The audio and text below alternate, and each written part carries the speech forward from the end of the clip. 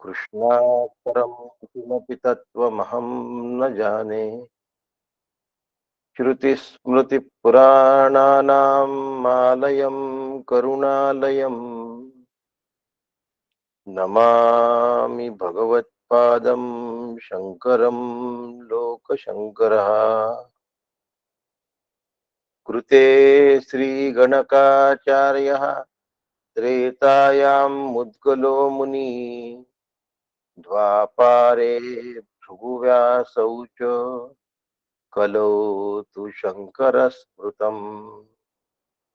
शङ्करं शङ्कराचार्यः सद्गुरु सर्वसन्निभः। सर्वेषां शङ्करः सन्तु सच्चिदानन्दरूपिणः। ज्ञानदं सद्गुरुं शान्तम् अज्ञानारण्यदाहकम् नमामि परमाचार्यं श्रीमत्शङ्करधारिणम्। सदाशिवसमारम्भाम् शङ्कराचार्यमध्यमाम् अस्मदाचार्यपर्यन्ताम् वन्दे गुरुपरम्पराम्। वन्दे गुरुपरम्पराम्। सद्गुरुनाथ महाराज की। श्री गुरुभ्यो नमः। परमपूज्य डॉक्टर काकांना वंदन करतो. माझे श्री गुरु आहे. हे उपनिषद त्यांच्या श्रीमुखातून मी ऐकलेलं आहे. परमपूज्य मंडाताईंना वंदन करतो. त्यांचा वरद हस्त कायम शिरी आहे माझ्या. आदरणीय नीलाताईंना नमस्कार करतो. त्यांची सोबत कायम असते. या वयात सकाळी उठून त्या उपनिषद म्हणतात, त्यांना नमस्कार. आणि आपण सगळे श्रोते उपनिषदासारखा विषय सकाळी एवढ्या थंडीमध्ये उठून ऐकण्यासाठी तत्परतेने राहता. त्यामुळे आपल्याला सगळ्यांना वंदन. तुमच्या तत्परतेला वंदन, तुमच्या चिकाटीला वंदन. 3 वर्षापेक्षा पुष्कळ जास्त काळ होऊन गेला आपल्या ऑनलाईनला. आणि श्रुतीनंतर आपण स्मृती पण घेतल्या. आणि तरीही तुम्ही स्मृतीनंतर श्रुती घेतल्यावर उपनिषदालाही या संख्येने हजर राहता. एवढ्या थंडीत हजर राहता. ही काही साधी गोष्ट नाही. चिकाटी लागते. म्हणून तुम्हाला वंदन. आणि कालचा अर्धा राहिलेला जो मंत्र आहे तो आपण आज पूर्ण करूया. पहिल्यांदा मंत्र म्हणतो आणि कालच्या पुढे प्रारंभ करतो. नाहं मन्ये सुवेदेति नो न वेदेति वेद च यो नस्तद्वेतद्वेद नो न वेदेति वेद च. नाहं मन्ये सुवेदेति नो न वेदेति वेद च यो नस्तद्वेद तद्वेद नो न वेदेति वेद च. ब्रह्म जाणल्याची खूण शिष्य श्री गुरूंना सांगतात आहे. आणि श्री गुरु त्याच्याकडून ऐकून घेण्यासाठी उत्सुक आहे. पण नक्की त्याला काय कळलं हे तपासून घ्यायला जास्त उत्सुक आहे. गुरु शिष्याला नेहमी तपासत असतो. त्यांच्या तपासण्याच्या काही वेळा नाही ठरलेल्या. शिष्याच्या तोंडून निघत असलेल्या प्रत्येक शब्दातून कळतं की नेमका हा कुठे उभा आहे. किती पाण्यात आहे असा त्याचा अर्थ नाही आहे. अजून याला किती सांगायचं बाकी आहे याचा गुरूंना अंदाज असतो. आणि या ठिकाणी आचार्य बुद्धी संवादनार्थम शिष्य थेट आपल्या श्री गुरूंशी संवाद साधत आहे. आचार्यांशी संवाद साधायचाच असतो. परिप्रश्नेन सेवया. उपदेक्षन्ति ते ज्ञानम ज्ञानिनस्तत्वदर्शिनः भगवंतांनी गीतेमध्ये सांगूनच ठेवला. तद्विधी प्रणिपातेन. प्रश्न कसा विचारायचा असतो? अत्यंत नम्रतेने. परिप्रश्नेन सेवया. प्रश्न ही सेवा आहे. कशी आहे? नम्रतेने विचारल्या. शिष्य हे गुरुचा प्राण आहे. कोणते शिष्य? जे अभ्यास करतात, ज्यांनी गुरूंचा शिक्का लावून घेतलाय, ते शिष्य गुरूंचा प्राण नाही राहत, प्राण घेणारे राहतात. गुरूंनी दिलेल्या शिकवणीचा आपल्या जीवनामध्ये उपयोग करून ज्यांनी आपलं जीवन ब्रह्मरूप केलं, ते शिष्य प्राण असत. तरतम भाव असतोच, लक्षात ठेव. प्रत्येक गोष्ट हा श्री गुरूंना विवेक करता येतो, तर यांना एवढं कळणार नाही का की प्रत्येक शिष्य प्राण आहे? अभ्यास करणारा शिष्य प्राण असतो. नाही तर मग लेबल लावून घ्यायचं गुरूंचं, झालं आम्ही त्यांचे प्राण झालो, ते तर आता आम्हाला प्राणपणाने प्रेम करणार. असं नसतं. लौकिक प्रेमामध्ये गुरु सापडत नाहीत, लक्षात ठेव. अलौकिक प्रेम असतं, आणि अलौकिक प्रेम अभ्यासाशिवाय पाझरत नाही. गुरूंनी देतो म्हटलं तरी देता येत नाही, आणि देत नाही म्हटलं तर आवरून ठेवता येत. या शिष्याने खऱ्या अर्थाने साधन केलं आहे आणि विचारपूर्वक साधन केलं आहे, त्याच्याकडे श्री गुरूंच्या कृपेचा स्त्रोत स्त्रवतोच. तो श्री गुरूंनाही थोपवता येत नाही. आणि ज्याला अभ्यास केला नाही, त्याने कितीही अखंड तांडव केला तरी त्याच्याकडे तो स्त्रोत जात नाही. तो गुरूंचे प्राण होत नसतो. माणूस आपल्या मतलबाचा अर्थ काढतो, मेहनत करायला अंग काढतो. ब्रह्मस्वरूप ही काही टिवल्या बावल्या करण्याची गोष्ट नाही. काल परवाही सांगितलं होतं की ते इतकं चीप नाही की आपण त्यांना समजतो तेवढं चीप ते नाही आहे. तसं असतं तर मग सगळ्यांनाच ब्रह्मज्ञान झालं. जणे खावे लोखंडाचे तेव्हा ब्रह्मपदी नाचे. हे एवढं कठीण काम आहे, आणि कठीण कामाला जर आम्ही चिल्लर काम समजलो तर मग काय होणार हे काही वेगळं सांगण्याची गरज नाही. हा खेळ नाहीये, हा जोक नाहीये. आत्मज्ञान इतकं सहजपणे नाही होत जेवढं समजलं जातं. आत्मज्ञान इतकं चीप नाही की जे कोणालाही मिळेल, आणि काहीही न करता थोड्याशा श्रमाने मिळेल असं होण्याची सुतराम शक्यता नाही. कारण ती राजविद्या आहे, राजगुह्य आहे. श्री गुरु गुह्य सांगतात म्हणजे ती साधारण असू शकत नाही. जन्म जन्मांतरीची मेहनत असते. पुन्हा तोंड करणारे शिष्य सांगू शकतात की आमची पूर्वजन्मीची मेहनत असेल. तुम्हाला नाही ठाऊक, फक्त गुरूंनाच कळतं की आहे की नाही. आचार्य बुद्धी संवादनार्थ. खूपदा मला फार आश्चर्य वाटतं की शब्दांचे विपरीत अर्थ घेतले जातात. शिष्य गुरूंचा प्राण आहे या शब्दांचा विपरीत अर्थ घ्यायचा. प्रत्येक शिष्य प्राण आहे.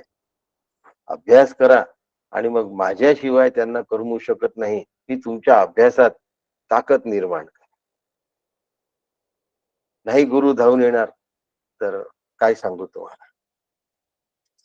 आचार्यांबरोबर गप्पा, तर्क, कुतर्क, व्हॉट्सअप मेसेजेस, अनाठाई फोन, ह्या गोष्टी नसतात करायच्या. फक्त संवाद करायचा असतो. आता प्रत्यक्ष भेट होत नाही म्हणून फोनवरूनही संवाद करता येतो, पण संवाद आहे. संवादातून कल्याण होतं, संवादातून आमचं हित होतं. विषय काठिण्याकडे आहे, आणि शिष्य आणि गुरु यांचा संवाद चालू आहे. या ठिकाणी गुरूंनी दिलेला उपदेश, शिष्याला आलेली आत्मानुभूती आणि आत्मानुभूतीमध्ये आलेली दृढता, या तीनही तर एक वाक्यता झाली आहे का हे गुरु तपासतात. आता हे साधन करणाऱ्यांना समजणार. माझं बोलणं कठीण वाटेल किंवा समजदार नाही असं असू शकतं आणि सहज असू शकतं. पण याचं कारण आहे, जे साधन करणार नाहीत, ज्यांचं अंतःकरणच बाहेर फिरतं. इकडे तोंड घाल, तिकडे तोंड घाल, या विषयात बघ, त्या विषयात बघ. कसं उपनिषद कळणार? असं उपनिषद कळण्याची शक्यता नाही. आणि मग आम्हाला हे कठीण वाटतं. सोपं कसं वाटेल? सोपं कसं वाटेल? साधी पुरणपोळी करणं सुद्धा कठीण आहे. तर उपनिषद हा काही खेळ लागला? झालं गुरूंचे प्राण होऊन गेले एका मिनिटात. वाईट वाटतं. अच्छा,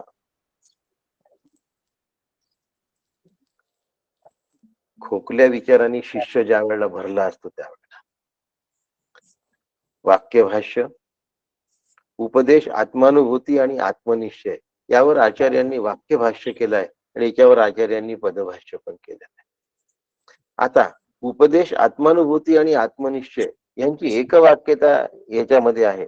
नाहम म्हणणे सुवेदेती. थोडं सांगतो. नाहम म्हणणे या पदभाष्यामध्ये न अहम म्हणणे, नाहम म्हणणे, न अहम म्हणणे हे पदभाष्य झालं. न अहम म्हणणे 3 पद आहेत त्याच्यामध्ये. न अहम आणि म्हणणे. या पदभाष्यामध्ये मी ते चांगलं जाणलं असा आचार्यांनी अर्थ घेतलेला आहे. न अहम म्हणणे या पदभाष्यात मी ते चांगलं जाणलं असा अर्थ घेतलेला आहे. आणि नाहम म्हणणे या वाक्यभाष्यामध्ये, आता हे पूर्ण वाक्य म्हणून समजायचं. अहम हा निश्चयात्मक म्हणजे निर्णय स्वरूपाने ठसलेला आहे. पदामध्ये काय आहे? चांगलं जाणलं एवढं कळलेलं आहे. आणि वाक्यामधून काय अर्थ निघतो? हा निर्णय कायमचा ठसलेला आहे. म्हणून शिष्य दीर्घकाळ एकांतात गेलाय. काय वाक्य आहे हे पण लक्षात ठेवा. दीर्घकाळ हे फार महत्वाचं आहे. आमचं काय होतं, मी इथे दीर्घकाळ शब्द लिहून ठेवतो. दीर्घकाळ एकांत, थोडेसे दिवस साधना करत नाही, थोडेसे गुरूंवर फोन गुरूंशी करत नाही, तर आम्हाला वाटतं आम्ही त्यांचे आवडते झाले. ते असलं नसतं. दीर्घकाळ एकांतात चिंतन करायला पाहिजे. आणि ते जर चिंतन केलं तर त्यानंतर शिष्याचे अनुभव कथन शिष्याला करता येतं. ब्रह्मस्वरूपाला मी जाणतो, जाणत सुद्धा नाही. आता ह्यावर चालू आहे. पदभाष्य आणि वाक्यभाष्य यापूर्वी अनेकदा सांगून झालाय.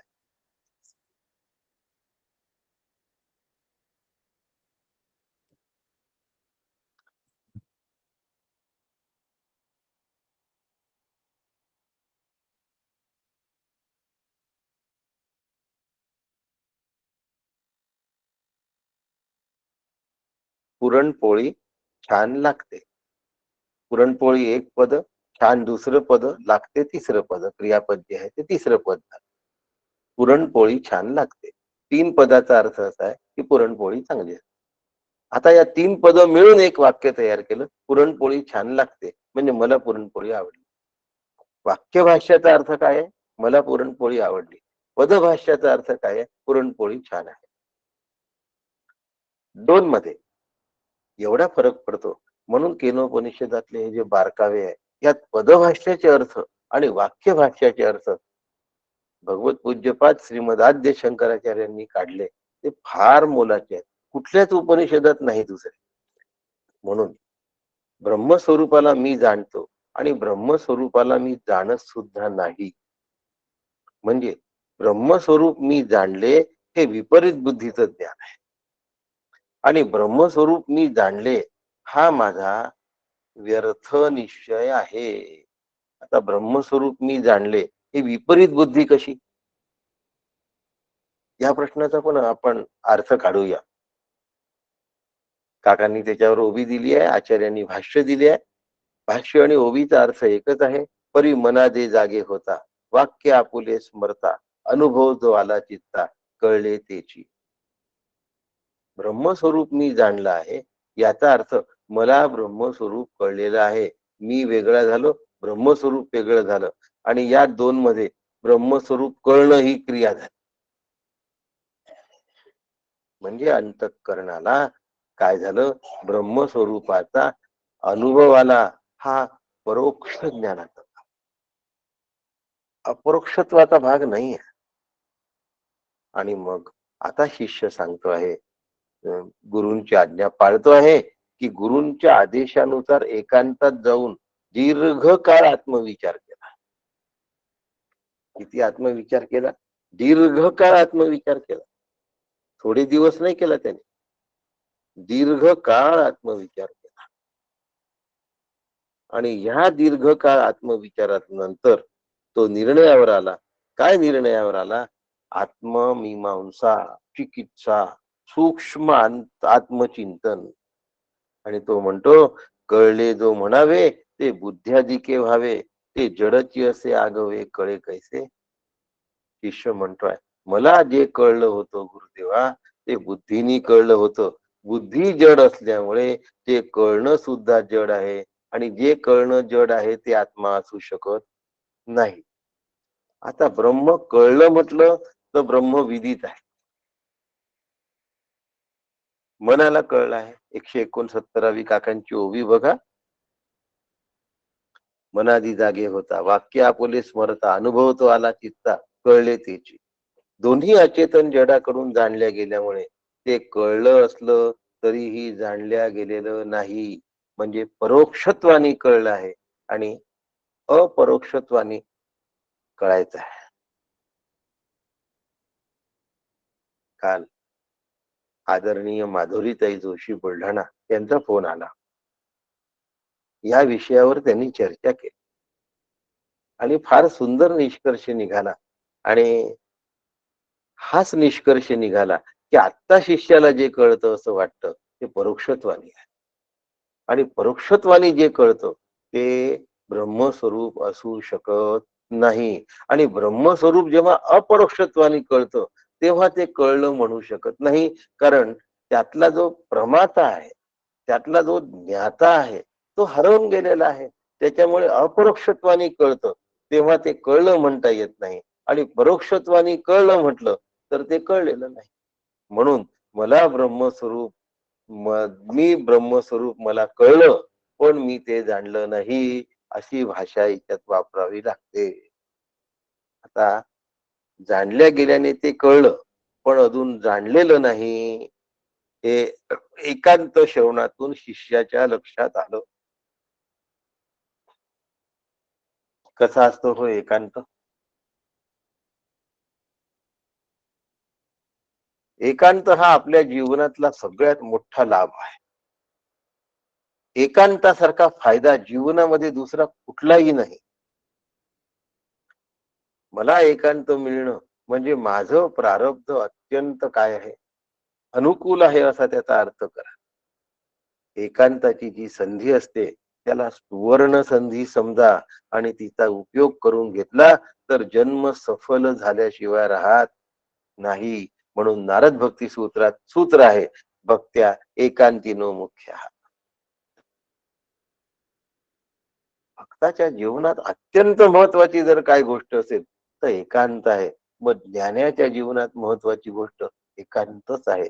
म्हणजे भक्ती असो की ज्ञान असो, एकांता एवढं मौल्यवान काहीही नाही. कारण त्यातून आत्मचिंतन घडतं.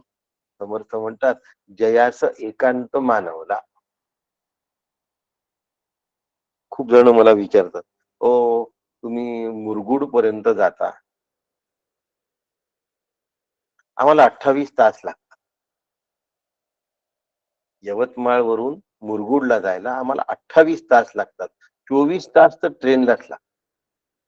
दुपारी 1 ते तिकडे दुपारी 1, 24 तास नेट आम्हाला ट्रेन मध्येच बसावं लागतं. यवतमाळहून धामणगाव, आणि ते काही ट्रेनच्या वेळेवर पोहोचता येत नाही. गावामध्ये कसं आपण 10 मिनिटं आधी पोहोचलो तर चालतं. बाहेर गावात मध्ये बस फेल झाली, काही झालं तर आपल्याला तासभर आधी पोहोचावं लागतं. त्यामुळे तो वेळ पुन्हा जास्तीचा द्यावा लागतो. आणि असं असताना नेट आम्हाला 24-28 तास लागतात. ट्रेन लेट असेल तर 30 तास सुद्धा लागतात. म्हणतात, "तुम्हाला कंटाळा येत नाही का हो एवढ्यातून?" पण मलाच नव्हे, आमच्या बरोबर असणाऱ्या कुणालाही विचारा, कोणी कंटाळला आहे का? एकांत तुम्ही म्हणाल, सगळेजण आहेत एकांत कसा?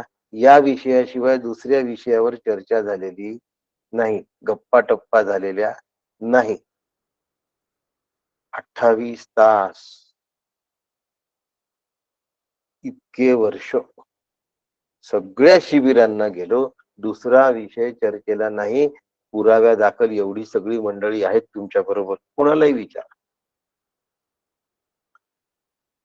मी ब्रह्म जाणले नाही असं जर म्हटलं, तर ब्रह्म अविदित होतं आणि असं ठरण्याची शक्यता असल्यामुळे जाणले पण आणि नाही जाणले पण असं उत्तर द्यावं लागतं. एकांत ही खूप मोठी संधी आहे आणि ब्रह्म जाणण्यासाठी एकांताची फार गरज असते. एकांतात कंटाळा येण्याचं कारणच नाही.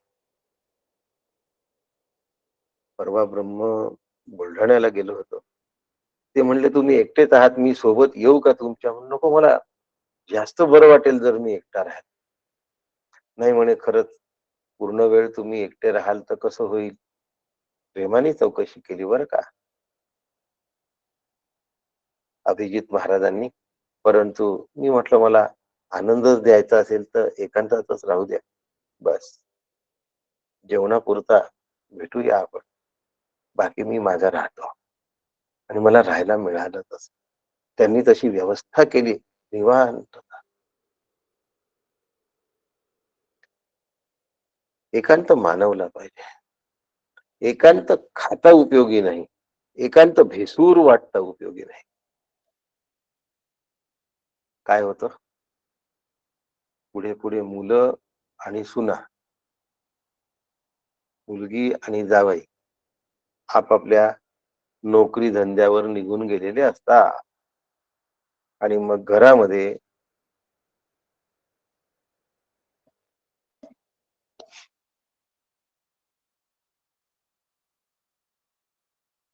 दोघांपैकी जर एक जण असला, तर घरामध्ये एकच जण असतो आणि मग त्याला तो एकांत खातो. मग टीव्हीच लाव, थोडंसं काहीतरी खातच राहा, कुणाशी तरी गप्पा करा, कुणाला तरी आवाज द्या. या असल्या उचापती सुरू होतात.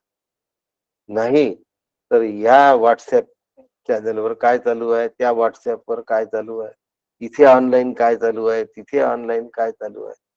1760 ऑनलाईन प्रवचन ऐकायची. आम्ही अध्यात्म करतो म्हणायचं, पण चिंतन नाही करायचं. अरे जे ऐकलं त्याच्यावर तासभर चिंतन कर, त्याच्यावर 2 तास चिंतन कर. चिंतन केल्यानंतर उत्तर मिळतं. म्हणून एकांत पाहिजे.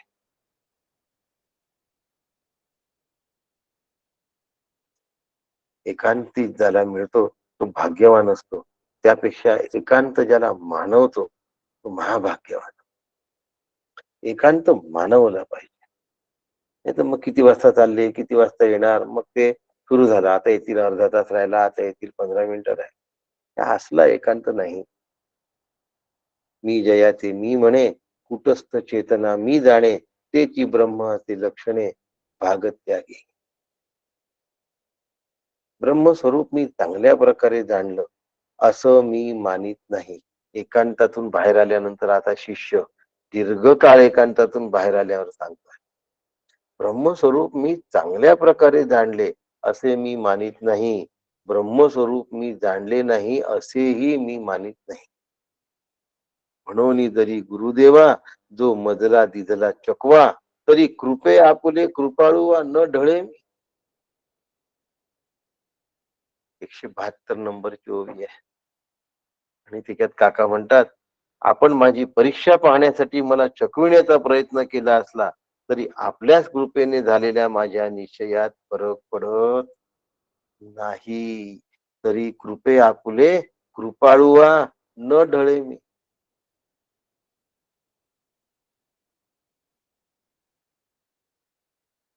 श्री गुरु चकवून राहिले, पण तुमच्या चकवण्याने मी चकणार नाही, कारण तुमची माझ्यावर कृपा आहे आणि कृपा असल्यामुळे न ढळे मी, तळेना ढळेना कळेना वळेना, सदा संचले मी पणे हा कळेना.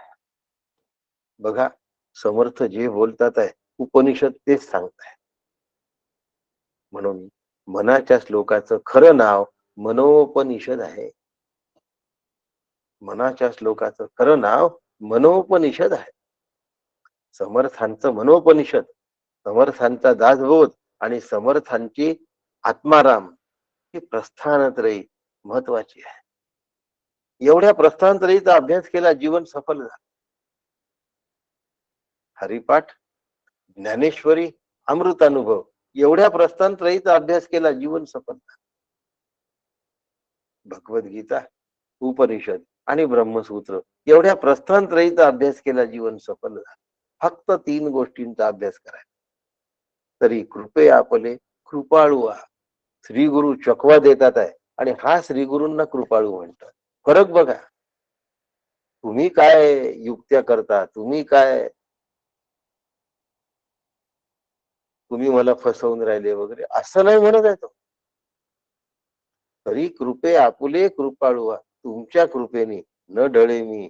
तुम्ही जे मला तपासताय ना, त्यांनी माझी बुद्धी ढळत नाही. माझा निर्णय झालाय.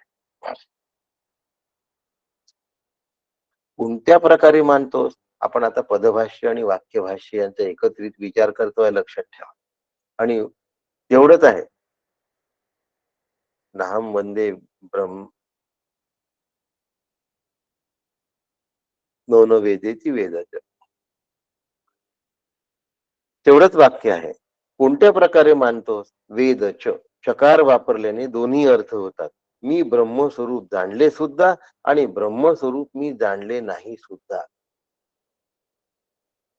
कारण ब्रह्मस्वरूप विदित आहे आणि अविदितापासून अतिशय भिन्न आहे. विदितादथो अविदितादधी. त्यामुळे मी ब्रह्मस्वरूप जाणले असे मी मानतो. मी स्वतःच नित्य विज्ञान स्वरूप असल्याने मी ब्रह्मस्वरूप जाणतो.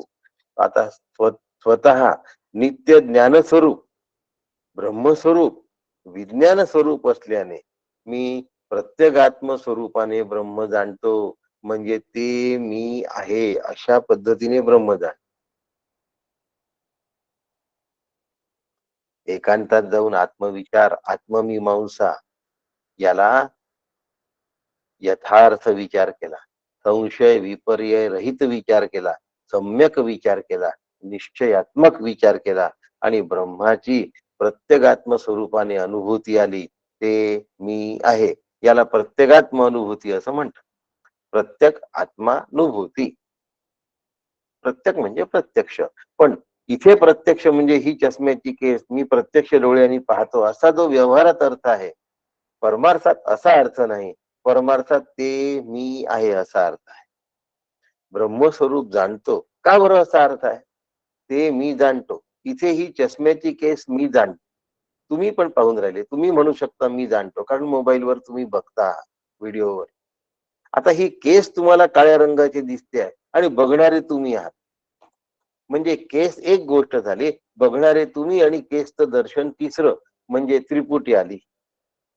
आणि केस बघण्याची क्रिया आली डोळ्यांनी. मी चष्म्याची केस बघतो ही क्रिया आहे. मग आता मी ब्रह्म जाणतो यात क्रिया आहे का? याबद्दल शिष्य उत्तर देतो आहे की मी ब्रह्मस्वरूप जाणतो ह्यात जाणण्याची क्रिया संभवत नाही. कधीतरी ब्रह्मस्वरूप जाणतो आणि कधीतरी जाणत नाही अशी क्रियाही याच्यामध्ये संभवत नाही. ब्रह्मस्वरूप मला ज्ञात आहे आणि कधी कधी ते अज्ञात आहे अशी सुद्धा क्रिया या ठिकाणी अभिप्रेत नाही. आता कसं असतं, ह्यात क्रिया आहे हे आम्हाला समजतच नाही की मी हे केस पाहतोय. पाहण्याची प्रक्रिया आहे, क्रिया आहे पाहण्याची. म्हणून एक उदाहरण दिलं शंकराचार्यांनी की पर्वत अचल आहे. म्हणजे पर्वताने चालण्याची क्रिया थांबवलेली आहे. म्हणजे पर्वत चालण्याची क्रिया करत नाही. मग काय करतो? पुन्हा आलं काय करतो म्हणजे क्रिया आली, थांबण्याची क्रिया करतो. म्हणजे पर्वत एका जागी थांबण्याची क्रिया करतो. म्हणून त्याला स्थिर आहे असं म्हणतात, त्याला अचल आहे असं म्हणतात, त्याला पर्वताचा स्वभावच म्हणतात, कारण तो दुसरी क्रिया करत नाही म्हणून. चालण्याची क्रिया नाही म्हणजे थांबण्याची क्रिया आहे, आणि थांबण्याची क्रिया सुद्धा तो करतो असं म्हणावं लागतं. म्हणून मी आत्मा जाणतो, याच्यात आत्मा जाणण्याची क्रिया नाही. मग मग काय आहे? जाणणे हे ज्ञानरूपता आहे, ब्रह्माचे ते स्वरूप आहे. म्हणून ब्रह्माचे स्वरूप मी जाणत नाही असंही म्हणत नाही, आणि ब्रह्माचे अज्ञान हे ब्रह्माचे स्वरूप संभवत नसल्यामुळे मी जाणतो असं म्हणायला मीही शिल्लक राहत नाही. मग आता ब्रह्माचं स्वरूप जाणणे ही क्रिया नाही, म्हणून आत्मा निर्मित नाही, आणि जाणण्याची क्रिया नसल्यामुळे आत्मा प्राप्य नाही. प्रत्येक निर्माण केलेली वस्तू, निर्मित वस्तू ही प्राप्य असते. चष्म्याची केस घडलेली आहे, बनवलेली आहे, म्हणून ती मला मिळाली. कारण निर्मात्याहून ती भिन्न आहे म्हणून. म्हणून निर्मित वस्तूला प्रागभाव आणि प्रध्वंसा भाव असतो. घट बनवला म्हणजे घटाला निर्मितीपूर्वी आकार नव्हता, म्हणून प्रागभाव आहे, आणि घटाला निर्मितीनंतर तो फोडता येतो म्हणून प्रध्वंसा भाव आहे. परंतु आत्म्याला प्रागभाव नाही आणि प्रध्वंसा भाव सुद्धा नाही. आता मी आत्मा जाणतो, याच्यात अत्यंता भाव पण नाही आणि अन्योन्या भाव सुद्धा नाही. म्हणून सांगायचं आहे की विरोधात्मक वाक्य दोन वापरून शिष्य आपले ज्ञान प्रगट करतोय. तो सांगतो आहे, कसं सांगतो आहे, की ते स्वरूप मी स्पष्टपणे जाणतो असेही नाही, म्हणजे ते विदित नाही. ते ब्रह्मस्वरूप मी जाणत नाही असेही नाही, म्हणजे ते अविदितही नाही. म्हणून ब्रह्मस्वरूप मला ज्ञात नाही असेही नाही, ब्रह्मस्वरूप माझ्यापासून अज्ञात आहे असेही नाही. म्हणून ब्रह्मस्वरूप ज्ञात वृत्ती आणि अज्ञात वृत्ती दोन्हीचे अधिष्ठान आहे. म्हणून ब्रह्मस्वरूप हे ज्ञान स्वरूप आहे. म्हणून आत्मस्वरूप हे फलव्याप्ती नाही, फक्त वृत्ती व्याप्तीच आहे. हा घट आहे, या वृत्तीला फल आलं आणि तो घट दिसला, हा दिवा आहे हे जाणावे लागत नाही. तसं फलव्याप्तीची आत्मस्वरूपात गरज नाही. वृत्ती व्याप्तीनीच आत्मस्वरूपाची काय होते, परिपूर्ती होते. शिष्य जेव्हा म्हणतो की मी ब्रह्मस्वरूप जाणत नाही, तेव्हा ब्रह्मस्वरूपाचे घटादिवत ज्ञान होणे शक्य नाही. ब्रह्म हा इंद्रिय गोचर विषय नसल्यामुळे, मनबुद्धीला कळणारा विषय नसल्यामुळे तो ज्ञानाचा विषय होत नाही. म्हणून ब्रह्मस्वरूपाला घटादिवत विषयाप्रमाणे जाणता येऊ शकत नाही.